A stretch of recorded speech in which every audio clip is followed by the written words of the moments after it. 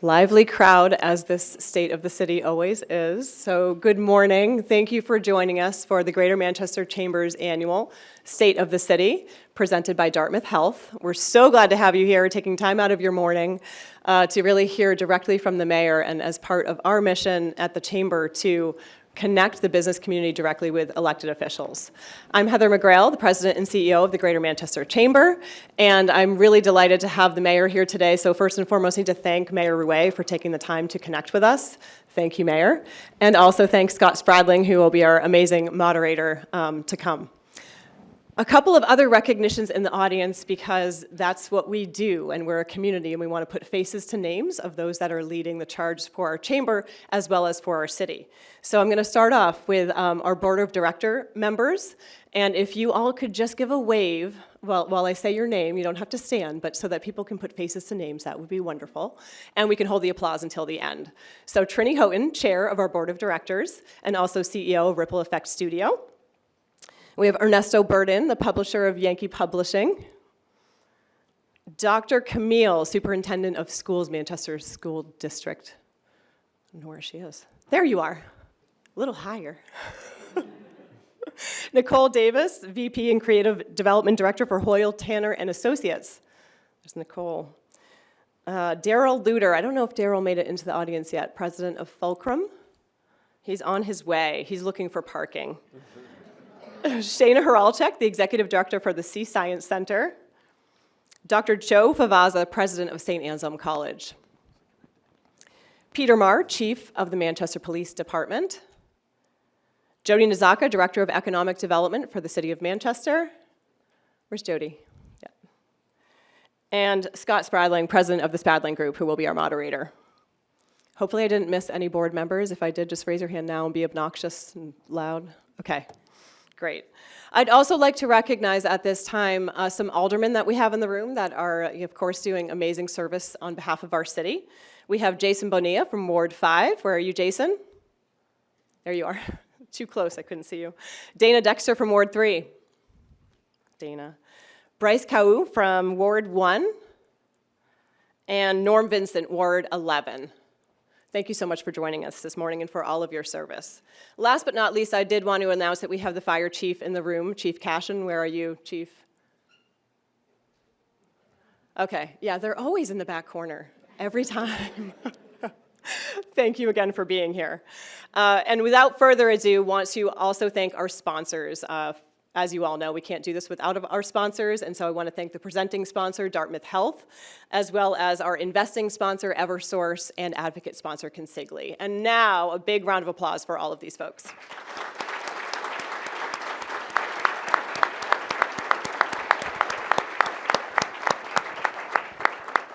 Okay, next it is my pleasure to introduce Jennifer Gilkey, who is the Chief Communications and Marketing Officer for Dartmouth Health, to say a few words on behalf of Dartmouth as our presenting sponsor. Jen.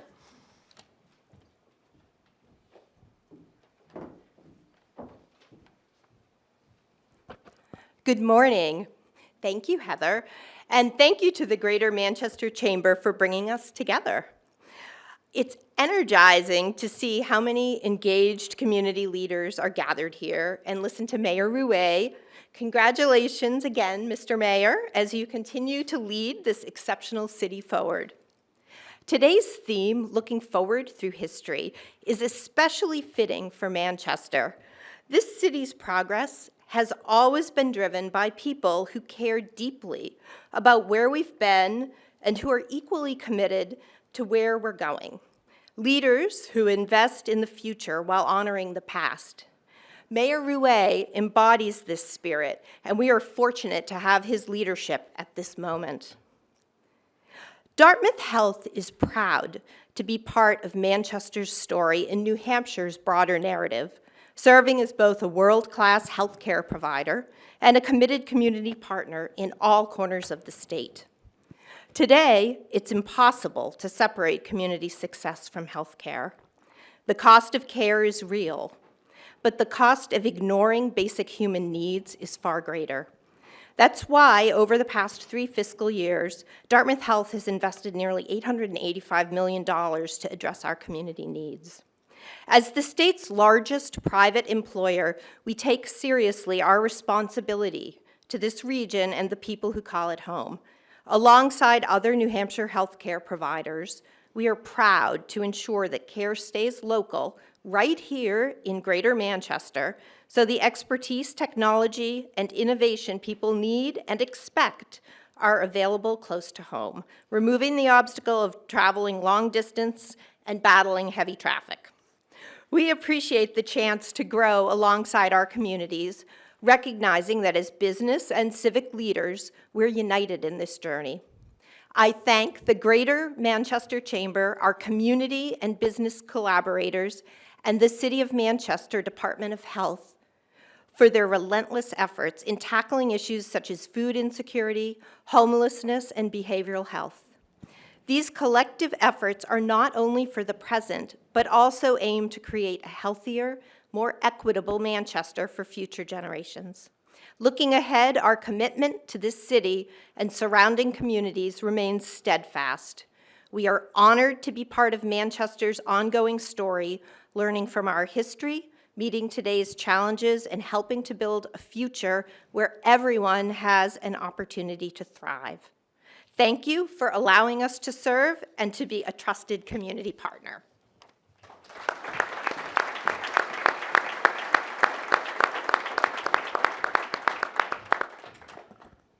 Thank you so much, Jen, and all of the folks at Dartmouth Health for all that you do for the community, as well as the support of our chamber. We appreciate you. I also was remiss in not thanking this amazing venue, the New Hampshire Institute of Politics. Thank you, Neil and Chad and Anne and St. Anselm College, Dr. Joe Favazza, for having us here once again. It's such an amazing partnership to be able to do our State of series here in this venue, so thank you. Next, I'm going to bring up Scott Spradling.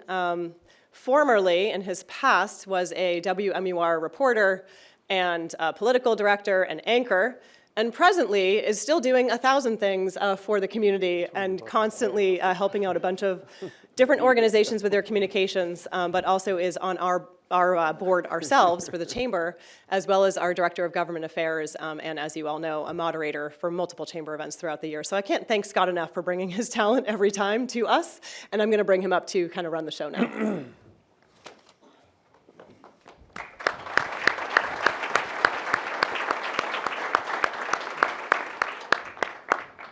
Good morning, everyone. It is fantastic to see standing room only and such great engagement in our state's largest city. It's an honor to be here, and many of you are familiar faces, so I know you know the drill of what we're doing. So we'll call the mayor up. He will deliver his State of the City speech. We'll move into live Q&A, and then I have some pre-selected questions that were given to us from membership and from members specifically of the Manchester Young Professionals Network. So as you well know, we'll move into geography, then math, and then name that animal sound before we wrap everything up. And so we're very excited to be able to have the mayor here to help set the priorities and the compass heading for the next 2 years for the Queen City. And like I said, be prepared because he's going to take a couple questions from the crowd before I jump in. And before I bring Jay up, I got an interesting phone call just yesterday from Brielle, his daughter, who just turned 1, and she insisted that she deliver his bio intro. So I was able to take down a couple of notes, and so this is the official introduction by his daughter Brielle. Daddy is the best hugger I know. That's sweet. I gotta question the sample size. She's only 1. Daddy sneaks snacks behind mommy's back, so that's nice. Might have to answer to a few things at home. And the last one is, but mama dresses me fancier, so work on that in your next term. So, all right. So, ladies and gentlemen, without further ado, Mayor Jay Ruais. Have fun. Thanks, man. Appreciate it.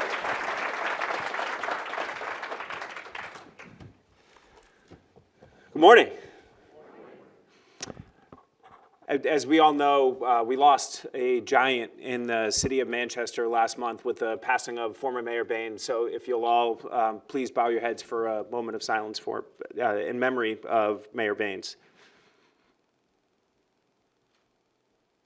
Thank you all. And thank you to Heather McGrail and the staff at the Greater Manchester Chamber of Commerce and all of the sponsors today for putting on another wonderful event. This is always one of my favorite times of year when I get to come up here and speak with you all. To the aldermen and the school board members and the department heads that we have here as well, I truly appreciate your continued commitment to the city of Manchester. I love history, and I find an awful lot of solace in it. It helps to put events and life into perspective. And so this morning, I want to look forward through history. I asked our city clerk to scour the archives and find some pearls of wisdom from previous mayors, from their inaugural addresses or states of the city. Admittedly, the first one he gave me was not great. It told the story of Mayor Frederick Smith, who in 1853 annexed and invaded portions of Bedford and Goffstown. In these heightened political times, and before the tweets start flying, I want to make it very clear that my second term has no plan for territorial expansion. Lincoln talked about the mystic cords of memory that bind us together. Confucius said, study the past if you're going to define the future. Twain said, history doesn't repeat itself, but it sure does rhyme. Boiling it down to my Wikipedia understanding of these guys, we can learn and we can leave our mark if we are courageous enough to try. Ultimately, I'm just going to be a faded picture on the wall at City Hall. Every mayor receives a city shaped by those who came before and pass it forward. Leadership, therefore, is a relay race. None of us runs the whole distance, but every single one of us decides how well we hand off that baton to the next mayor. So what is the state of our city in 2026? Well, last year, we ranked the third best run city in the United States. And look out, Provo, Utah, and Nampa, Idaho, we are well on your heels. And we were listed as having the hottest housing market in the United States. These things don't happen by accident. They take all of us rowing the oars together, and we cannot take these successes for granted. A philosophy I've come to think about often is the cruel math of prevention. Some of the most important work that a city does is work that no one ever notices. When prevention succeeds, nothing happens, and that can make it hard to value. The costs of action are real, and they are immediate in time and money and attention. But the benefits are invisible, the crisis that never came and the harm that never reached a family. That is the cruel math of prevention. It rewards reaction over foresight, noise over planning, and short-term credit over long-term responsibility. But history shows us this truth, that cities that wait to act only after disaster strikes always pay more. So with that in mind, I want to start today with an update on homelessness. I firmly believe that we cannot continue operating in the perpetual crisis mode built on patchwork funding and short-term solutions. That approach led ultimately to a tent city around families in transition and repeated emergency responses over the last 25 years. This is an unsustainable and costly way to govern, as our welfare director, Charlene Mashad, recently made clear.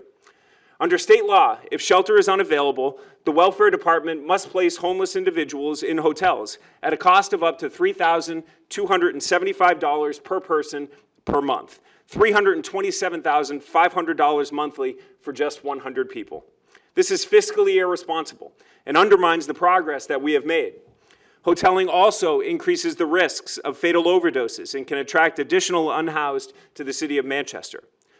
Federal funds in the Affordable Housing Trust Fund have helped shield taxpayers from these challenges since 2020, but neither is a long-term solution, and ARPA funds will be fully expended by the end of this year. Last year, I put forward a plan, which the board approved, that created a 19-month runway for our new aged and infirmed shelter through the end of next February 2027. We now have an opportunity to plan ahead, to build on what has worked, and reduce the operational and financial strain caused by repeatedly opening and closing temporary facilities. I've discussed this with the aldermen, and next week I will bring forward a proposal to fund this entity for the longer term. The plan is based on a 3-year funding cycle and will draw from opioid abatement dollars, federal CBDG dollars, charitable gaming revenue, and a modest city contribution to help cover winter warming for the long term. This approach is guided by 3 principles. We must always have winter warming capacity, one that does not place people in the Cashin Senior Center. We need a daytime engagement center to connect people with services and stability. And we cannot allow the elderly, the sick, or disabled to wander our streets and remain without shelter. A 3-year cycle gives us the ability to plan responsibly, while allowing future boards of mayor and aldermen the flexibility to adjust the program without the pressure of crisis-driven deadlines that throw our city into disarray. Over the last 2 years, we have seen successes in our approach. 103 homeless veterans have been housed. In addition to our veterans, nearly 100 more individuals have been housed through the Engagement Center. Another 29 have gotten jobs. 50 have gotten into detox or rehab. We have realized a 28% drop in encampments. And overdoses have fallen by 54%, with overdose fatalities also falling to the lowest levels we have seen since we began tracking these numbers in 2015. This is a massive success due to our community partners like AMR, I saw Chris Dewas here in the audience, the health department's ROAR team, and so many more. In my inaugural address, I talked about a new partnership between the city, philanthropist Robert Singer, the Catholic Diocese, and Family Promise, a nonprofit dedicated to transitional living for unhoused families. During my budget address next month, I will outline how we will make an initial $500,000 contribution in our city's federal funds, the CDBG funds, to this effort, putting us on a path to eliminate the wait list for unhoused families in the city of Manchester.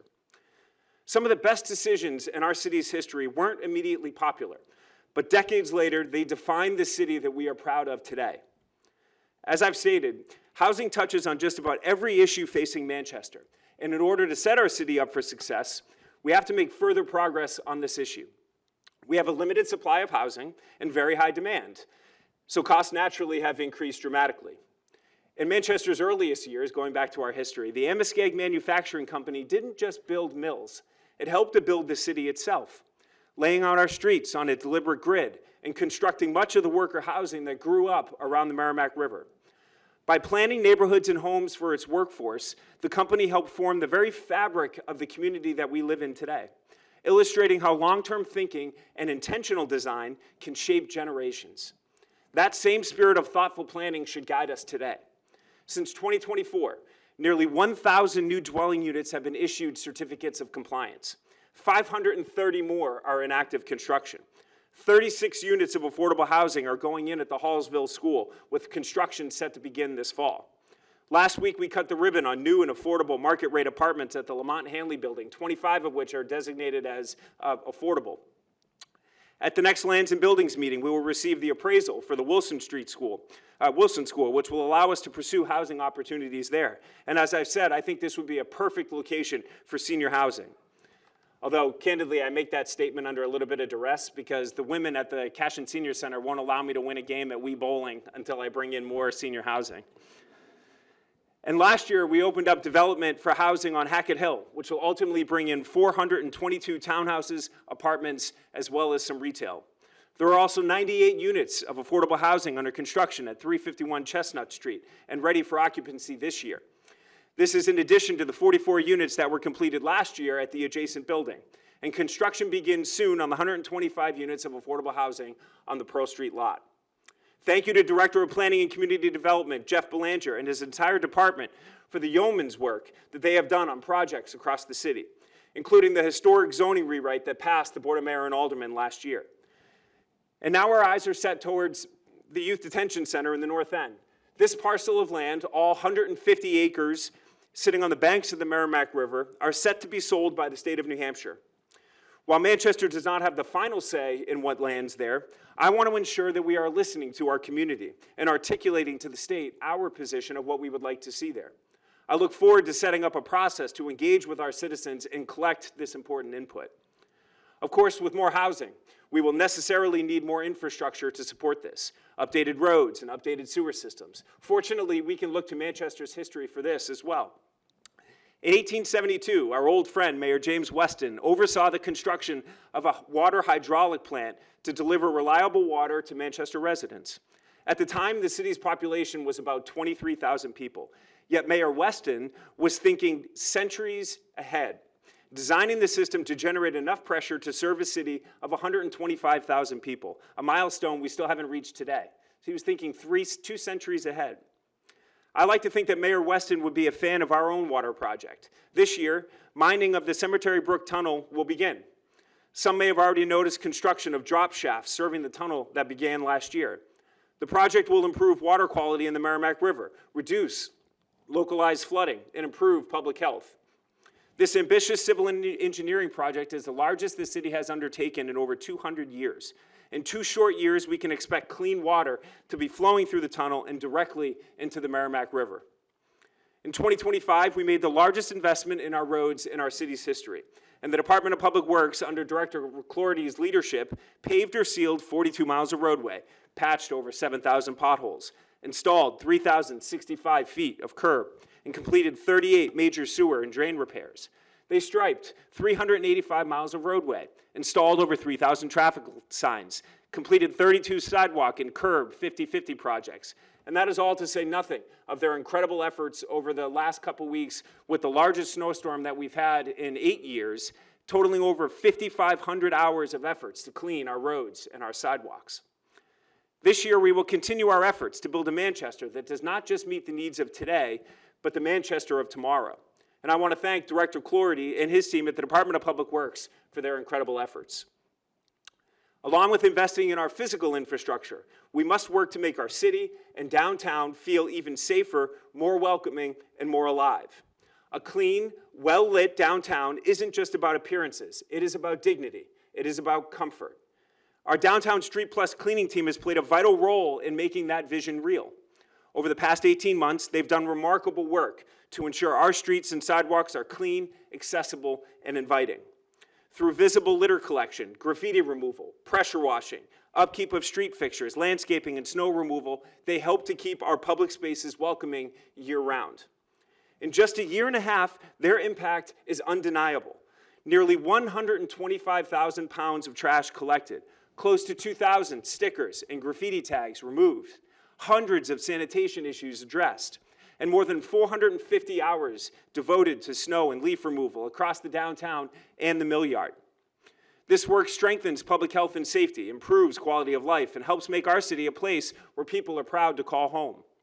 That's why in my budget this year, we will solidify funding for this team and ensure they can continue caring for our city for years to come. Lighting is the second essential piece of a safe and welcoming city, the kind that truly rolls out the red carpet. This year, we will propose investing in a lighting project to illuminate Manchester's iconic archways along Elm Street in the Gaslight District and on the west side along Kelly Street in Rimmon Heights. I think I just got Alderman Vincent's vote on the west side over there. So these archways mark important neighborhood districts and serve as gateways into our city. With new decorative lighting, they will be more welcoming, while also improving safety through added downlighting at crosswalks below. Select locations will also feature color-changing lights that reflect our seasons, celebrations, and community pride. It's a simple but powerful example of how thoughtful infrastructure can improve our city and strengthen neighborhood identity. Thank you to Director Jody Ndazaka, who's here with us today. I think I saw Jody. Say thank you. Thank you to Director Jody Ndazaka and her team in the Economic Development Office for all your efforts to make our city sparkle and come alive. A strong city is built on more than just roads and pipes. It's built on the human infrastructure that allows our city to thrive. That's why last week, in partnership with the Community Development Finance Authority, we launched Manchester's first Commission on Childcare, a focused effort to expand access to affordable, licensed care and strengthen early childhood supports across our city. As a new dad, this work is deeply personal for me, but it's also essential to our economic future, as childcare shortages continue to limit workforce participation and strain families and businesses alike. This commission will bring together providers, employers, educators, and community partners to develop real, actionable solutions that expand childcare support the workforce, and improve early learning opportunities. Speaking of young kids, as Scott was talking about earlier, since my daughter celebrated her first birthday last weekend, ensuring Manchester's children receive the best education possible feels more personal than ever. Whether public, private, parochial, charter, or homeschooling, every child deserves an education tailored to their individual needs. Our educational system is critical to the long-term health and success of our city. While more work remains, there is much to celebrate within our school district. The district's 4-year graduation rate for the Manchester School District has increased. Last year, we graduated 750 students who collectively earned hundreds of thousands of dollars worth of individual scholarships. One of the biggest improvements the district has seen is in college and career readiness. The data is soaring in a positive direction, with 39% achieving this metric in 2022 to 76.1% achieving that metric in 2025. We're a diverse community, and nowhere is that more evident than in our schools. 20% of our students are English learners, and with more than 60 languages spoken in our schools, we must remain committed to ensuring that they have all the resources necessary to be successful both in school and upon graduation. Building off this effort, the district launched a dual language immersion program, the first of which was Spanish to English, a first in the state at Bakersville Elementary. A second immersion program, French to English, launched this past fall at Weston Elementary. Last school year, 40 Manchester seniors earned the National Seal of Biliteracy Award, recognizing students who have studied and attained proficiency in 2 or more languages by high school graduation. Because my wife and I only speak Spanish at home with our daughter, I'm going to ask Dr. Camille if I can audit some of these classes this year. While I speak enough Spanish to be dangerous, I'm not yet fluent, and it's only a matter of time before Veronica and Brielle start hatching plans behind my back, so I'm going to need that class this year. We have also seen clear, measurable evidence that our investments in special education are translating into meaningful outcomes for students. Students who once required significant adult support are now participating more confidently in their community, reinforcing our commitment to preparing students for life beyond school. Again, we know there is more work to do, and I want to thank Dr. Camille and her team and her leadership team for their leadership of the district. We must continue to make improvements for our kids and for the future of our city. The human infrastructure we are building extends from early literacy, childcare, and education to our elderly population as well. On October 9th, 2025, the city launched its Age-Friendly Action Plan, a community-driven effort focused on ensuring Manchester residents of all ages, but especially older adults, can thrive in a safe and supportive city. Led by the Manchester Health Department, more than 40 committed individuals representing dozens of community partners, organizations, and city departments are engaged as the city's Age-Friendly Advisory Committee. These dedicated members are presently meeting regularly to implement the plan's recommendations and accomplish specific objectives in 2026 and beyond in areas critical to quality of life, like housing, transportation, community and health services, social participation, outdoor spaces, and civic engagement. With more than 16,500 residents over the age of 65, that number will continue to grow, these efforts will establish Manchester as an inclusive, accessible, and livable city for all. A huge thank you to our Health Department Director, Anna Thomas, Elaine Michaud, Phil Alexikos, and their teams for their work improving the public health in our city. When Manchester became a city in 1846, among the very first responsibilities our leaders took on were public safety and protection. Those early leaders understood something timeless, that progress is only possible when people feel safe in their homes, on their streets, and in their workplaces. Nearly 2 centuries later, that responsibility has not changed, nor has their success in accomplishing that mission. In 2025, the heroism and success of our police department, led by Chief Marr, were on full display. Violent crime, property crime, and total crimes all fell in 2025. This fall is 2024, when total crime also fell by 15%. I firmly believe that we as a Board of Mayor and Aldermen must tackle the issue of our police vacancies this year. And we can do that in part by working to secure fair, market-competitive contracts for our 2 police unions. Please give Chief Marr a round of applause.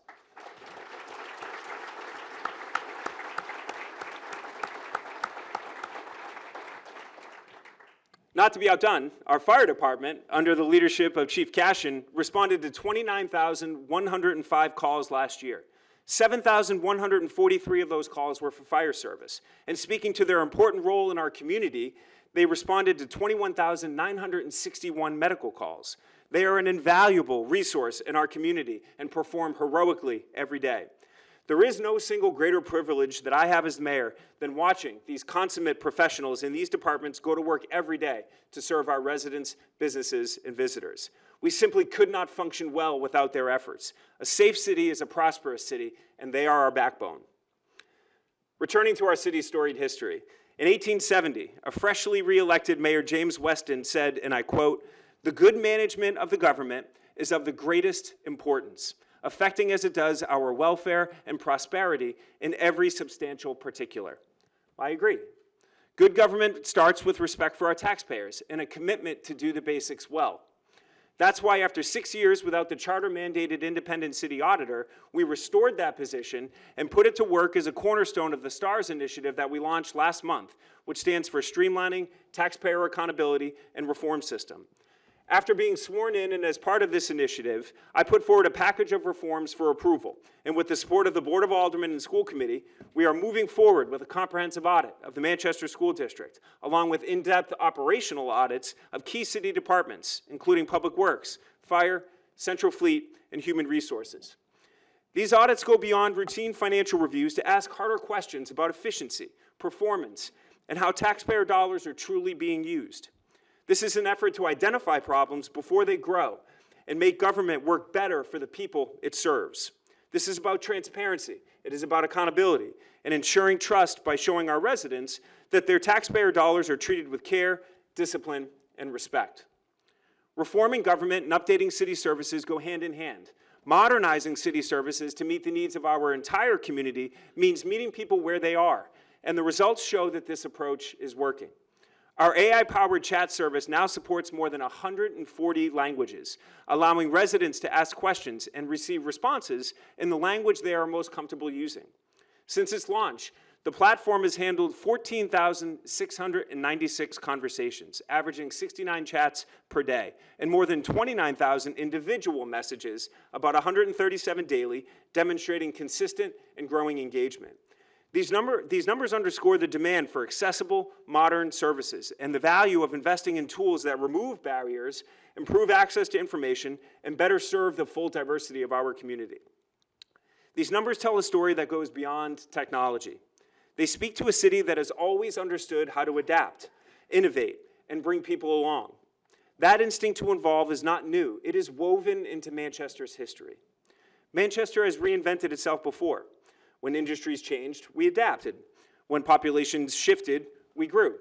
When challenges seemed bigger than our resources, the city found another way.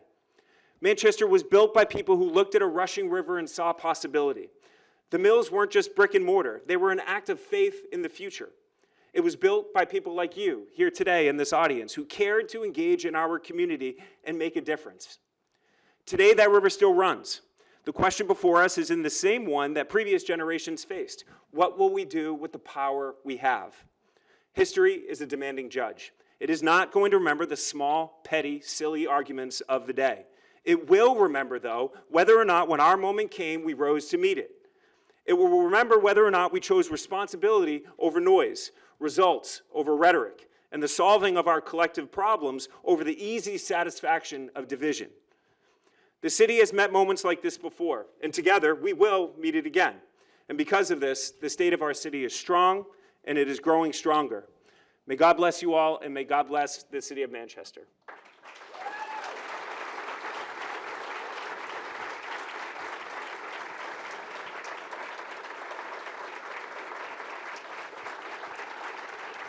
Thank you. So we wanted to try something a little different today, and I can't remember the last time a mayor or a governor stood up at the end of a State of the City or a State of the State and said, you know, I really didn't do well last year. These speeches are obviously designed to talk about a lot of the great things going on, but I think it's incumbent upon us as elected officials to answer questions and to be available for the public. So one of the things we wanted to do was just open it up, and would love to take a couple questions from you before Scott and I do our annual song and dance up here. Who's got questions? We're going to take 2 questions. Come on. You all must have a question. Single one is out there? This is not a shy group. Yeah. Surprising. Oh, wow. I paid her to say that before. Andy's got one in the back. No press. I'm not, there's no territorial, I'm kidding. There's no territorial expansion. You have one, Andy? Yeah, shoot. Okay. Thanks for breaking the silence. No problem. I figured I had to since this is my job. Mayor, you've talked about homeless veterans, disabled homeless people, other homeless people. What about homeless people who are just in general, who don't meet any of those categories? Is there any plans for them? Yeah, 100%. So one of the things that I've talked about is, we talk about the homeless issue as though it is just one group of individuals, right? There are so many different subpopulations of the group that all have different needs, that all have different abilities of nonprofits to come in, different government funding streams that come in. So one of the things that I've talked about is how do we break this down into manageable, bite-sized pieces? The Veterans Initiative is a perfect example of that, because through the VA, through HUD, there are voucher programs that exist to get them specifically into housing. So, the problem looks amorphous, large. It's hard to get started because there's a number of individuals within the city. So how do we break that down into manageable, bite-sized pieces? So that's why I think one of the things we've been successful with the Veterans Initiative is doing just that. But to your question specifically, the reason why I listed off those numbers at the Engagement Center is because that's everybody. Those are individuals that are walking into the engagement center or walking into the shelter and taking advantage of our resource fairs on Thursdays when we have 30, 40 community groups coming in to connect people to services. So we're not just helping veterans. The engagement center is a perfect example of where people are walking in, getting connected to services, and being able to break that cycle that they're in and move along to or rebuild the lives that they had. So in addition to that, one thing that I would add is part of the plan that I'm going to bring to the Board of Aldermen next week includes an appropriation of ARPA dollars. So as we all know, 200 Elm Street is where we're putting the new aged and infirm shelter. It's a 2-story building. That bottom floor, what I would like to do is I would like to renovate that bottom floor so that we can put some of our community partners in there to work full-time, 9 to 5, and make it a one-stop shop where somebody can go in, get help, get connected to services, break the cycle they're in, and get into a better life. Come in, Jim. Thank you, and thank you, Your Honor. 30 seconds. Yep. Everybody knows Messed it up already. Vice Chairman O'Connell and I have some fun repartee We do. at the school board meetings. So I might surprise you. I'm not going to talk about school issues. I had a question about business. So, in recent years in the city of Manchester, we've had, major developments, the Army, the development, et cetera, BAE systems in the south side of the city. I'd ask you to address business and what you and the city is doing to attract business, encourage business, et cetera. Yeah, thank you, Jim. Yeah, so we have an incredible economic development office led by Jody Nzaka. If you guys looked at social media yesterday, we had 2 ribbon cuttings, one in the morning, one in the afternoon. Last week, we took a company that is currently based in Lebanon and toured them all over the city and talked about things like housing, talked about things like our education system here in the city with respect to Southern New Hampshire University, UNH Manchester, St. A's, where we are right now, Manchester Community College. I see President Bowden here as well. We talk about all those different kinds of things that the city of Manchester offers for businesses, but I think the credit, and the success that we've seen in our business community here is really the outreach and the work that our economic development team does. But it's so much bigger, as you know, Jim, it's so much bigger than just being able to have an outreach team. It's having a story to tell. And I think if you're looking at what we've done in the downtown with cleaning up the downtown, the incredible work of our police department to keep our city safe, the great work of our educational system here in the city of Manchester, the work that we're doing on housing, it's interesting, when I talk to hospitals, or when I talk to Dean Kamen at Army, when I talk to these other groups in the city, oftentimes we don't talk about biofabrication, we don't talk about healthcare, we talk about housing. Housing is such a big piece, critical piece to that long-term health of the city and bringing businesses into the community. So I think we have a really great story to tell. I think we do a really great job through our economic development office to do that recruitment and work. And I think sky's the limit for the city economically. Ready? Sir, let's do it. Okay.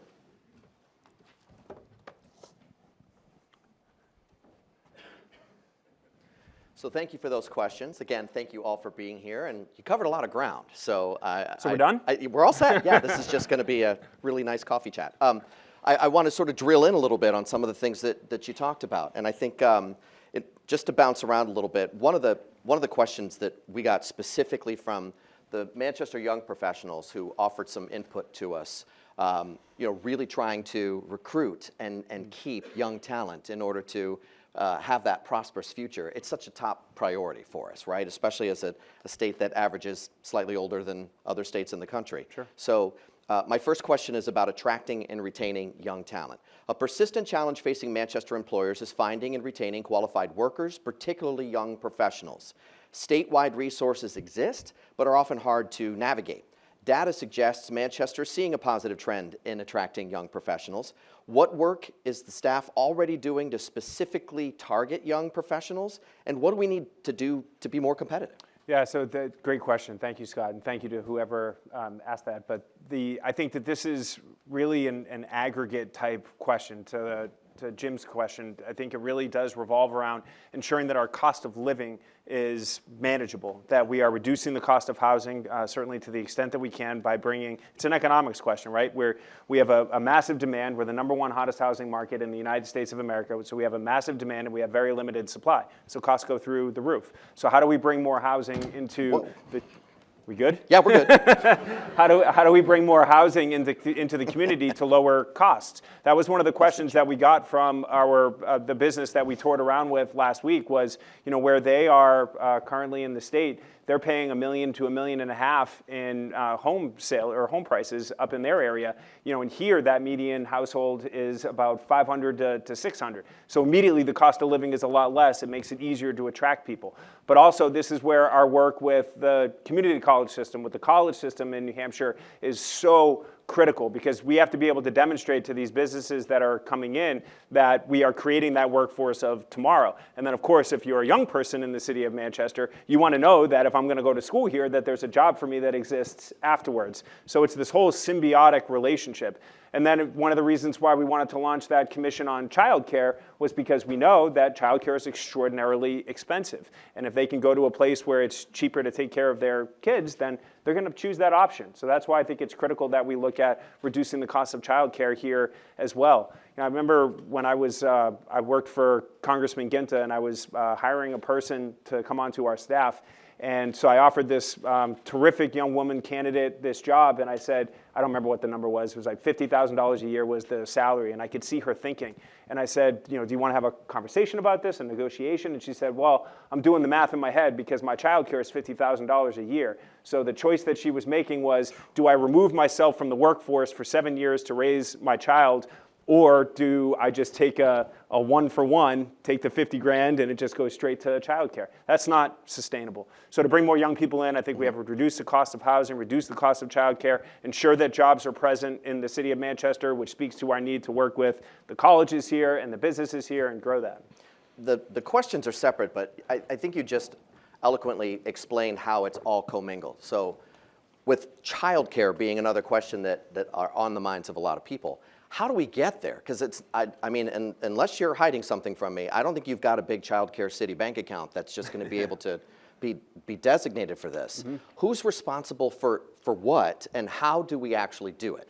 Because my understanding of the system is you've got people that are providing child care and they're making like, I don't know, 15 to 20 bucks an hour. It's not exactly high sustainability, a good paying jobs. They're doing it because they love to do it, not because they're going to make a lot of money. Businesses may have a role, but it's hard right now in this economy. What businesses are chunking up childcare? Governments aren't exactly funding it. Like, how do we do it? Yeah, so we're putting together this team where it runs the entire gamut, from businesses to professionals who are in this space, who are opening childcare facilities, to parents who have utilized these services before, and we're bringing everybody together in the room, and we're going to talk about to answer your question, what does that blueprint look like? One of the things that we did last year in our zoning rewrite was we actually had a more restrictive zoning ordinance as it pertained to opening childcare facilities in Manchester than the state of New Hampshire had. And it was like a misplaced comma. So we fixed it, and now it's much easier to open. But to your question, you could open 100 different places, but if you don't have the workforce to go in there, then it's not really going to do you any good. So that's where the partnerships with like the YMCA come in, where we can train that workforce of the future. I mean, these are the kinds of things that we have to talk about. And we'll come up with a list of recommendations.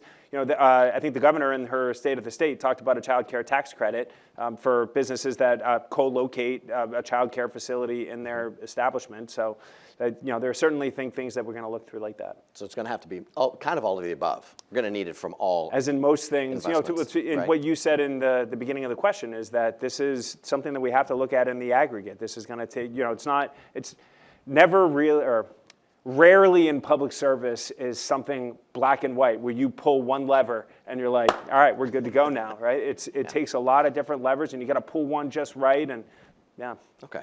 A question about the tax cap. It's not like you created it, you inherited it. It's been passed by the voters of Manchester. But there was a question that was given to us from the economic and business side of things, mainly I think because it's reflective of times that we're all facing right now, with the expenses of life being higher in our personal lives, but the expenses of life being higher in our professional lives as well, and trying to figure out how to pay the bills and keep up. I know in the budgeting process, it seems like the rate of inflation is higher than your ability to even cover just the status quo rise of costs. So can you share with me your thoughts about the tax cap and its sort of economic appropriateness when we're dealing with times where the cost of living is outpacing the cap itself?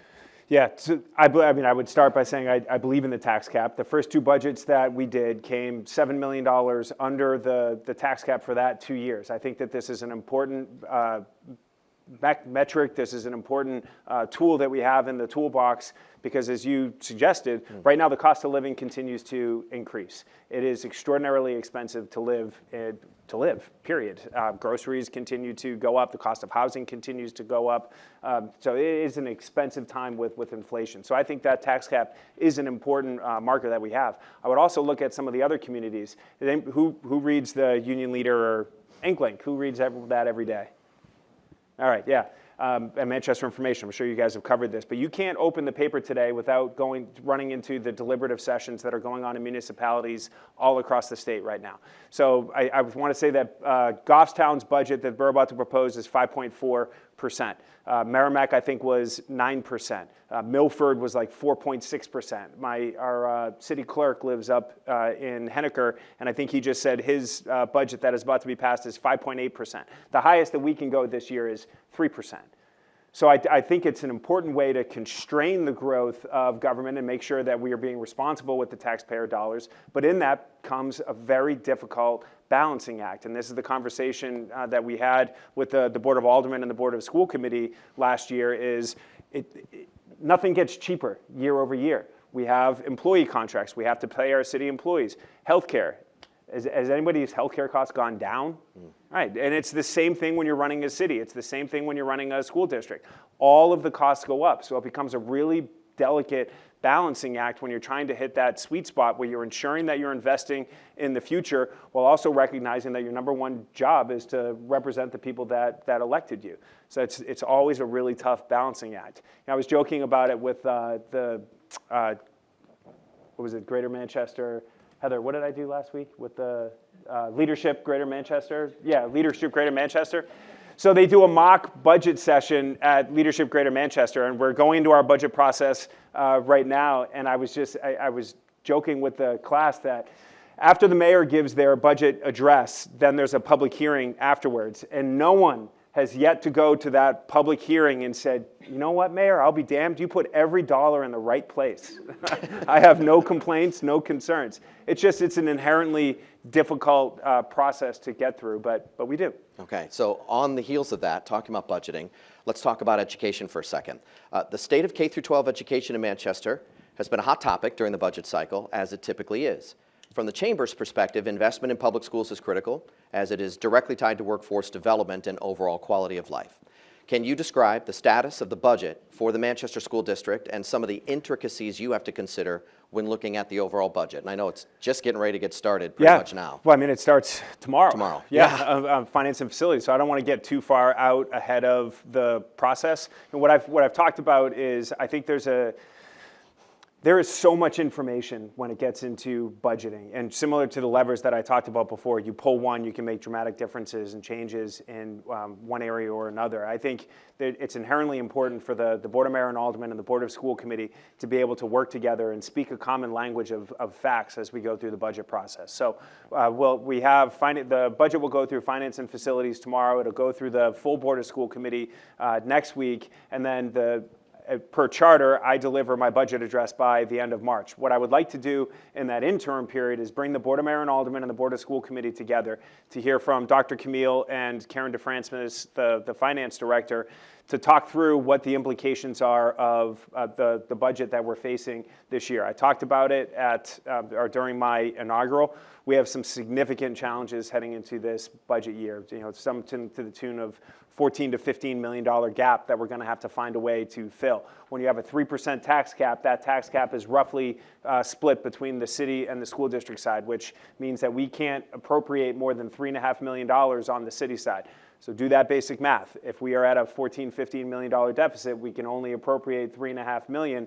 That is a significant gap that we're going to have to work together to fill. And within that becomes a menu of undesirable options that we're going to have to take a look at. But I don't want to prejudge the process before we get into it. But we'll hear from Dr. Camille tomorrow night and then next week. And then we'll come together as Board of Mayor and Alderman Board of School Committee next month. And we'll come up with a good process to get through it. So not to add a follow-up to the fun, but House Bill 1831. I know you've been following that. That's a bill that's being discussed in Concord right now that it has to do technically with the school budgeting tax cap, but the mayor, I believe, and definitely Governor Ayotte have come out strongly against it because it's a bill that only affects one school district, and that's Manchester. It would cut $10 million in state aid.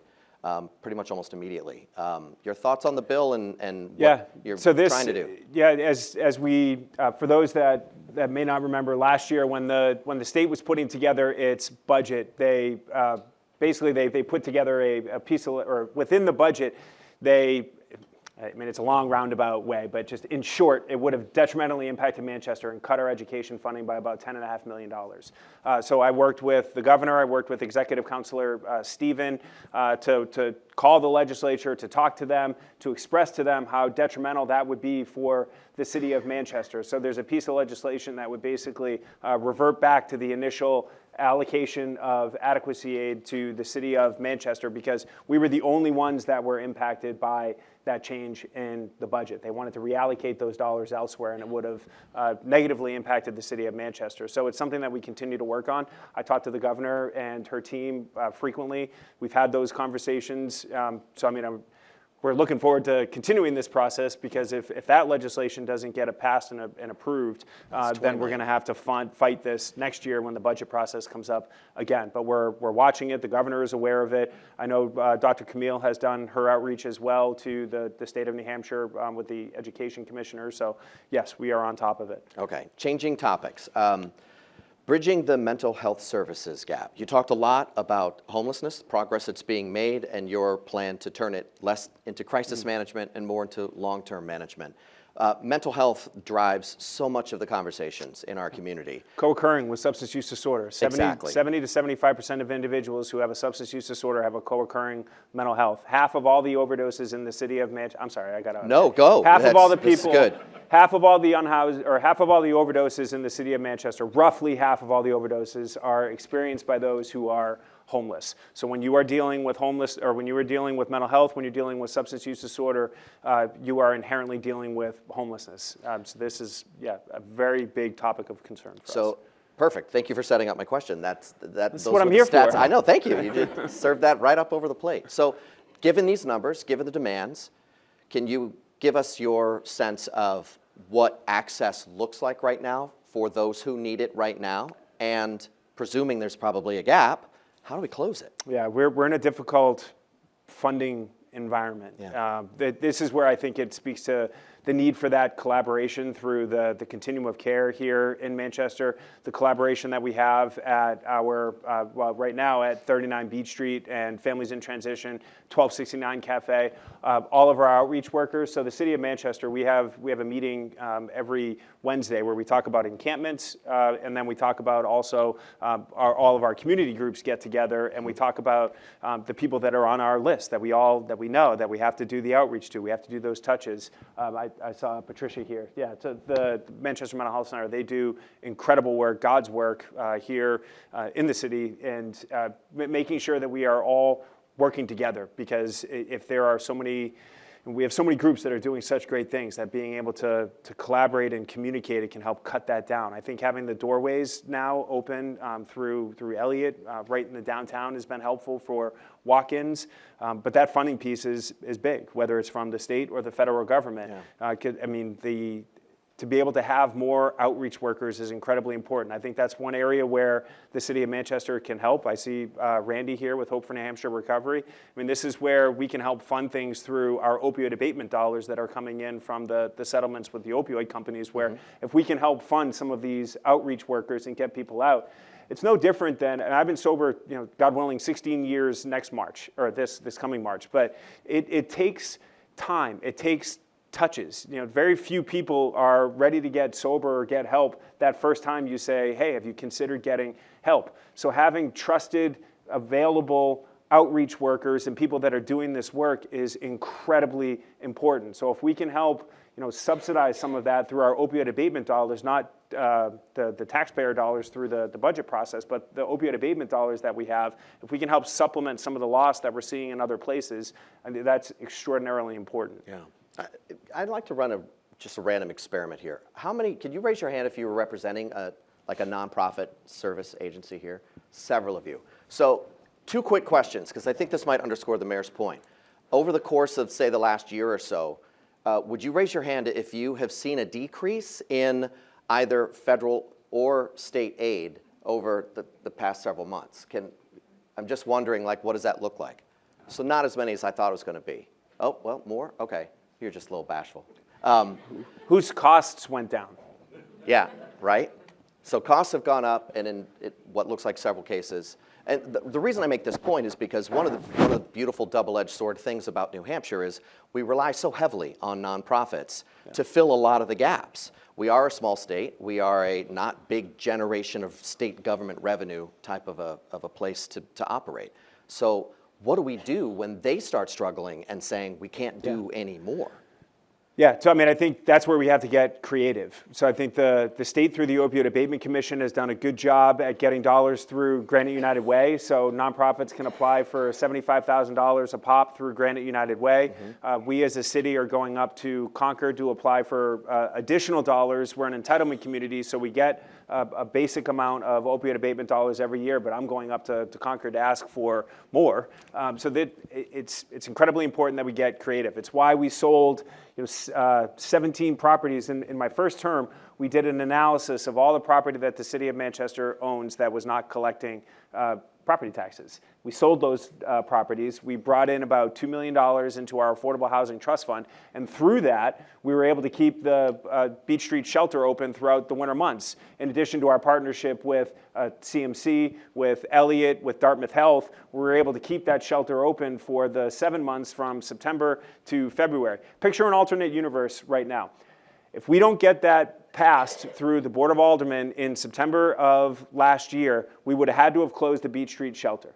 There's roughly 100 to 125 people who are utilizing the Beach Street shelter every single day, whether it's for winter warming or the 40 beds that we have in there. This city would be in a catastrophic position right now had we not kept that open. I said this in my inaugural address, but if we were to remove one of these things from our service delivery space, it's not like people are getting into an Uber and leaving the city of Manchester. They are here. We have to address this challenge, because if not, we're going to be right back to where we were in 2020, 2021 with a tent city.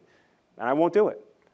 We've got a couple more minutes left. I want to revisit YDC. You talked about it. It's in process.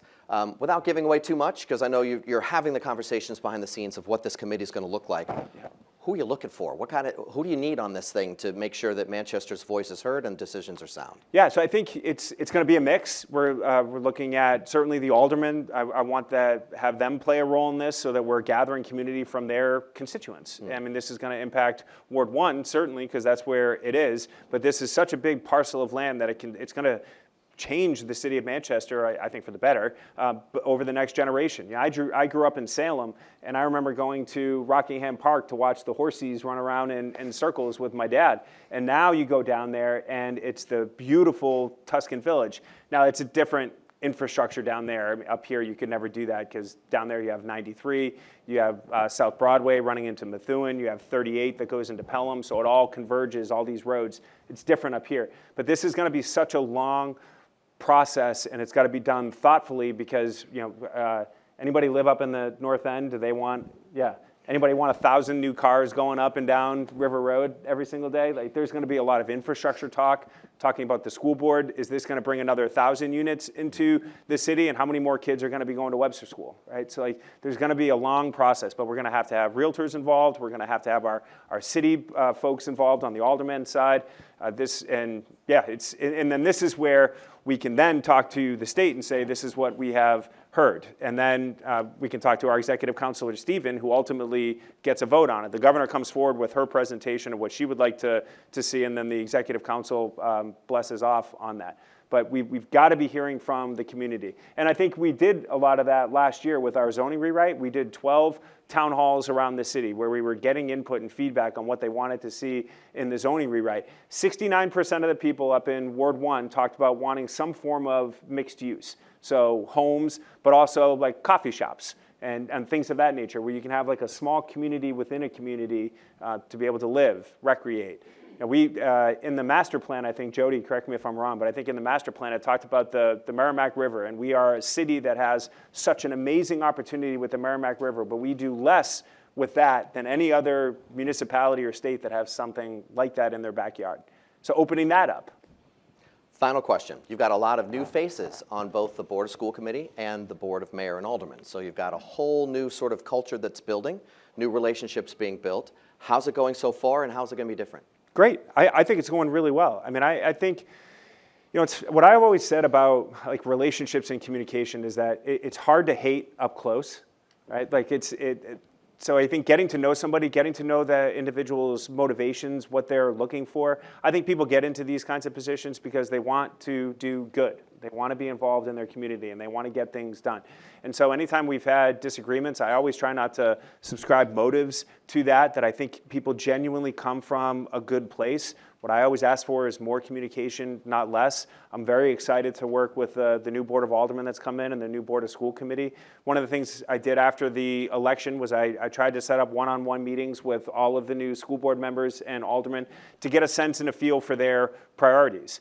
And I think here at the local level, I think it's much less red team, blue team, and potholes aren't partisan. Like, we can work together, we can get things done. And I think that's some of the successes that we saw from our first term was us being able to work together. And I cherish those opportunities to sit in a room or grab a cup of coffee and have somebody say, I don't like this. And I'll say, okay, so what are we going to do from here? Maybe we look at this issue in this way. And it becomes a really good, fruitful environment when you're willing to roll up your sleeves and work. And I said it in my inaugural, it doesn't require us to abdicate our principles, but it does require us to put our ego at the door and say, I don't have to be right about everything. I just want to get something done. Because no one's going to, I said it up here, but no one's going to remember the stupid social media posts, the silly arguments that happen day to day, but they are going to remember ultimately if we got stuff done and got things accomplished. Everything else is secondary. So throw your phones into the Merrimack River. That might be the best I'm idea. passionate about like that. It. No, I like it. So thank you, Mayor. Let me just very quickly thank our presenting sponsor, Dartmouth Health, investing sponsor, Eversource, our advocate sponsor, Consigli. Many thanks to our host here, the New Hampshire Institute of Politics. Sorry I broke your chair. I think that second donut was a huge mistake. And many thanks to all of you. You represent the cross-section of our city's leadership, and without you, you are our economic engine. You are the reason why we prosper. So thank you for your time and attentiveness, and mark your calendars because we have the State of the State slated for April 2nd with the governor. We have the Citizen of the Year celebration on March 5th, honoring Robert Singer. And tomorrow morning, for those of you early birds, business before hours tomorrow at 8 a.m. at Comcast Xfinity at the Mall of New Hampshire. So that's it for my official announcements. And Mayor Ruais, thank you very much for your time. It's always a pleasure, Scott. Thanks a lot. Thank you. Appreciate it. Good job. This is great. Thank you, everybody.